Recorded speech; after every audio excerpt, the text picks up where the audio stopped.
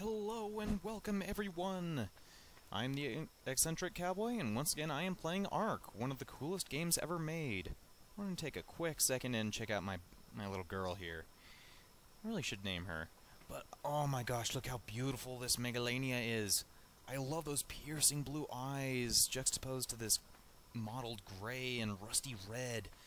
I am in love with this color pattern. This is one of my favorite animals in the whole world. And just look at that detail. They got that little ear spot and that ear hole. They even got the little crest. Not many people know that, but Megalania actually had this crest, which it's supposedly strong enough to actually do a little bit of headbutting. Yeah, I love this girl. I love this animal. I love how detailed she is. Look at that tongue. Oh my gosh, I just love this. I love this so much. Alright, now I'm going to do a little bit of hunting and exploring up here in Ragnarok on the Highlands. And, come on, map texture, poppin'. Poppin'. Any minute. There we go. Up here in the right-hand corner. This place is just so peaceful. Look at this. This is gorgeous. Got some ruins around here. Very, very nice. There are these beautiful little streams and creeks. Got these mountainous areas. Not a whole lot in the way of stuff to forage besides metal and rock, but it's still just beautiful. Although, there is a bad habit of Giganotosauruses popping up. Those are not quite as fun to deal with. Freaking one wrecked me last night. I don't really want to talk about that. A lot of bad memories. I lost some really good animals to that son of a gun. Anyway, just gonna go trekking around for a little bit. And man, I am just enthralled with the level of detail that the guys have put into this custom map. I apologize if you get it for the choppiness. Part of it is my rig, part of it is the game, part of it is the recording. But come on. Okay, there we go. I really want this desert to be filled in soon. I am so excited for that. And see, I love so many of the mods that have been made, but there is one that I really, really want, but as of yet nobody has done, including the devs themselves. As much as I love the jungle in this game, which is very atmospheric and fun, I would like to see some actual, like, realistic, prehistoric fauna. I mean, flora. My apologies. Yeah, I want to see those ancient club mosses, those peat bogs, the various, sidecats and stuff. That would help so much with the atmosphere. Although, to be fair, that is freaking hard to do. For my own projects, I've been searching high and low for accurate representations of landscapes in the Cretaceous, Triassic, and Jurassic, and we know embarrassingly little. Not that I blame the paleontologists, however. Those guys are freaking amazing. But it just happens to be the fact that plants don't fossilize as well as bones.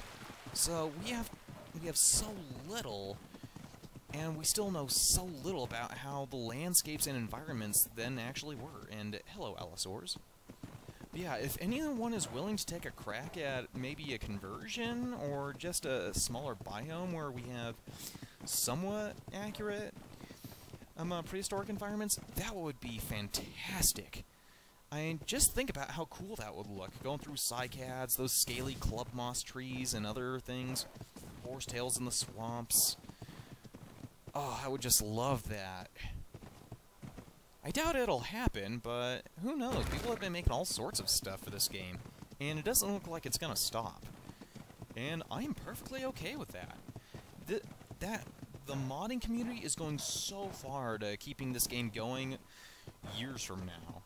You'll notice a lot of games get a lot of fanfare right after their release, and then they're completely forgotten about, while others have a dedicated following years after the fact. I get the feeling that this will be in the latter category. Because even though the devs have been working on this game for 2 years and it's still in alpha, there's been so freaking much done. I struggle to think of other games that are this versatile in design. I mean, people are making tons of maps, adding new animals, making new items. the potential for this game to continue being remodeled and just improved, or... You can see I'm having trouble finding the right words just because of how expansive and versatile this game is. But yeah, I cannot wait to see what other people come up with. The modding community in this game is so cool. I'm just ecstatic. It makes me so happy because there's gaming controversy, there's things that people don't like, crap being pulled by various companies or communities. But this one, it just feels so positive. I mean, I guess it sounds ironic me saying that because I almost exclusively do single player because I don't want people wrecking my stuff. But still, you get what I mean. Like, yeah, I guess that should bring me to another topic. Is recently this game has gone to full price, $60 for purchasing now. And some people are really upset about that. One guy called it flat-out greed. Well, I'd like to give my opinion on that, since I like to study games and economics, amongst other things. Do I think that going to $60 was a bad idea, or morally wrong? Not really. This game already delivers so much more than a lot of other AAA titles. Like, think of some of the Halo games. They started out fantastic. I do not regret spending $60 on Halo 2. But you'll notice they steadily started losing muster after a while. They started focusing much more on the multiplayer and away from the campaign, the thing that made the game great in the first place. And there are so many games these days that deliver a lot less content for much higher prices. I remember when Evolve first came out, I thought that looked kind of interesting, but then it was charging a whopping $80 freaking for a multiplayer exclusive game. Are you kidding me? I mean, sure, now it's for free, but wow, that does not seem smart at all. But with this game, think about it. It's been out for 2 years in alpha, and for a while they were just charging $20 to $30. But they were adding so much to it. Right from the start, this game actually had a lot more going for it. Just a huge open-world game that just treats the player nicely. Like, there are parts of it that are brutal, but it is so, what's the word I'm looking for? Modular, that's the word. The amount of settings they let you change in the options menu is unreal. I mean, I'm sure there are other games that give you similar levels, but none of them are jumping to mind. I cannot think of any other game that comes anywhere near this one for letting you just tailor it to your own tastes. If you don't want to grind all day for XP and raw resources, you can crank up those settings as high as you want them, and the game doesn't punish you for it. You can do single player, unlike so many other games that handcuff you to a central server that requires internet access. This just feels like it's treating the player with respect and kindness, almost like it wants you to fricking enjoy it, rather than just handcuffing you and demanding you play by their rules or just get the heck out. This game just treats me well. I love it, because I hate being required to have an online connection to play a game. What if my internet goes out? Well, I'm screwed. I can't get access to all my files. But here, I can do whatever the heck I want, even if I have no internet. That is so freaking useful. And the number of mods that we have access to are amazing. So, just to recap. Starting off, this game was already better than most other AAA titles. I was loving it when I was able to first play. And since then, they have been working day and night, adding over 100 animals that are all useful and cool, making new maps, and they're still adding more. They're still going. Technically, you could say that as far as some people are concerned, the game is finished, but no, the devs are still making more, and they're actively sponsoring the mod community and paying some of them to make more mods. How many other game companies do that? I mean, I'm sure there are some, but I don't know about them. There are so many companies out there that actively punish people for trying to come up with mods or changing them. These guys are paying people to do it, and welcoming them for doing it. That's amazing! So for $60, you can have access to essentially unlimited gameplay. And you don't have to pay fees for the online content. None of that crap. I'm sure there are some DLCs like Scorched Earth, but that was part... I don't know the technical terms because I am not a programmer by any means, but it was somewhat required for them to figure out how to transfer things between different Ark Islands. So I'll give them credit for that. And hey, they added an entire new freaking map, all sorts of new animals and creatures and things, so I consider that well worth the price of admission.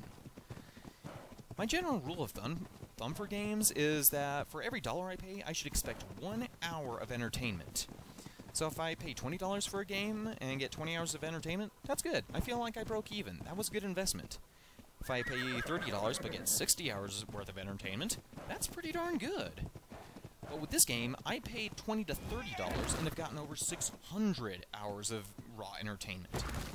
And apparently for Ark players, I'm a lightweight. There are people who have over 1,000 hours of gameplay, which is both amazing, impressive, and terrifying. But yeah, just think about that. If you pay full price, $60, for this game, you can have up to over $1,000 of entertainment.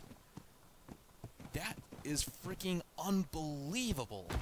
And how many maps have they sponsored for free? Ragnarok here was fan-made, but now it's official DLC. Same with the Center.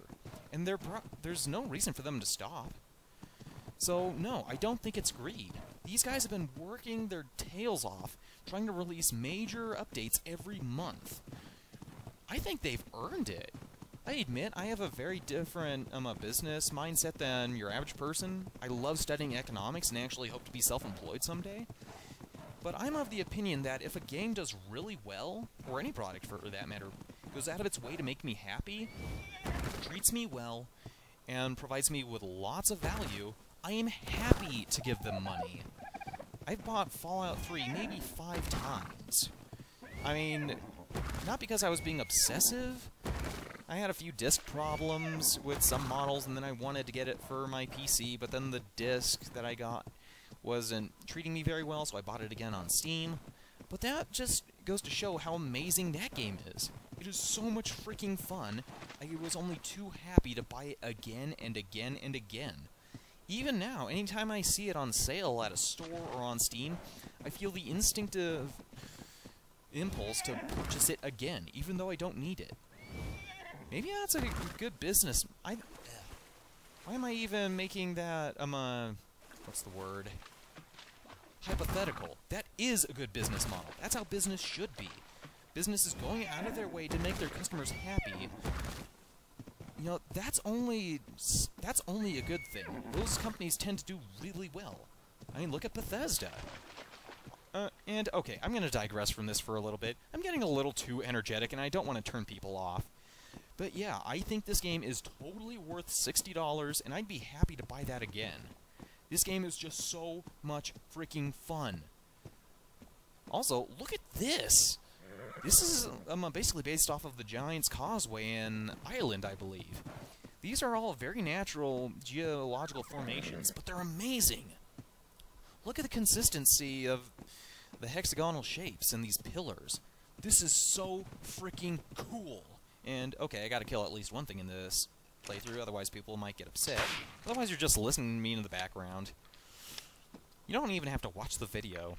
Although I admit, I really love people on YouTube who make videos where you can just listen to them talk for hours on end. I admit I am heavily inspired by Ross Scott and the Game Dungeon. I'm not sure why, but there's something about him and his personality and his random digressions. No, not digressions, my apologies. Just his random discussions that make him so interesting. And that's where I'm kind of coming from on here. I know some of these people you could argue you could just do a podcast, but I don't know, I'm trying to expand what I can do here. And I admit, this is the equivalent of a child trying to work on this. You know, just hitting record and playing and talking. But I'm hoping my own conversational topics will help set this apart from a lot of other people. I mean, I have no room to judge other YouTubers, because there are so many out there who are so skilled and talented, while, look at me, I am just This is almost embarrassing, but I'm hoping I can bring entertainment. We'll see. And, huh. Is the flintlock not actually delivering damage right now? Or am I just being a really bad shot? Oh! Okay, it's working on him. Oh, whoa! Turned into the Thing for a second there. By the way, if you have not seen John Carpenter's The Thing, please do so. That is one of the all-time best horror movies ever. I have watched that movie dozens of times, and I see something new almost every time. It's amazing. In fact, 80s movies in general tend to be some of the best. 80s remakes back in the day were hardcore. Not like modern remakes that just feel very desperate and shallow, very superficial in what they're trying to do. Ghostbusters! Oh, I'm sorry. Anyway, I think I'm gonna call it a day for this episode. I hope you enjoyed my rambling once again. Anyway, all of you take care, have a fantastic day.